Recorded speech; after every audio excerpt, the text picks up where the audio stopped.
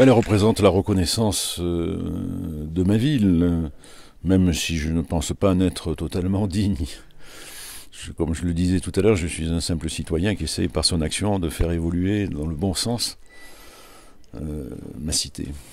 Je le vois évoluer avec beaucoup de pertinence dans beaucoup d'actions qui ont été menées depuis la période où Georges Frêche est venu aux responsabilités.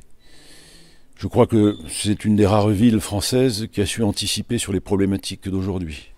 Le vivre ensemble n'était pas un vain mot à Montpellier. Ce qu'il fallait mettre en place pour que ça existe a été mis en place. Les transports en commun, le logement social, la reconnaissance du droit des personnes âgées. Tout ça a été une grande aventure de la ville de Montpellier. Bien sûr, la ville est un organisme vivant, elle est l'expression superlative de tous les individus qui la peuplent. Et donc à ce titre-là, il faut la considérer comme un organisme vivant. C'est-à-dire, la ville est prête à beaucoup de sentimentalité. C'est ça qui est important. Je souhaite faire, à travers Soram, faire rayonner tout ce qui se fait à Montpellier, en termes de travail culturel, de travail universitaire. On a la chance d'avoir des gens absolument extraordinaires. Je pense en égyptologie, où on est une des meilleures écoles mondiales. Je pense dans les sciences du vivant, où on a également des gens d'une richesse incomparable. Mais assez peu connus, finalement.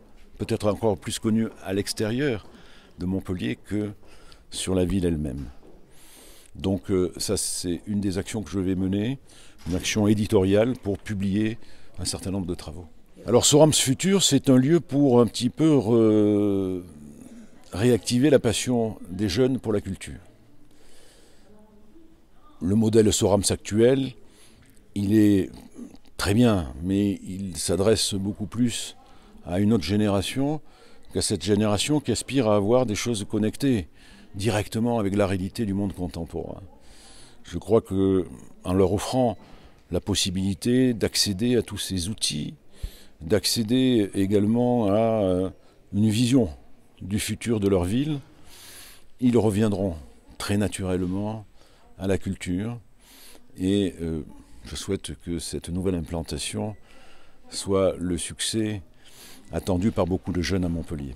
C'est un lieu de vie, vous avez dit aussi tout à l'heure. C'est un lieu de vie, ça sera un lieu ouvert avec des bars, des restaurants à l'intérieur, enfin des petits espaces de restauration, où on pourra découvrir tout ce que la technologie contemporaine fait de mieux, et découvrir également ce que la ville fait de mieux, ce qu'elle a fait de bien dans son passé.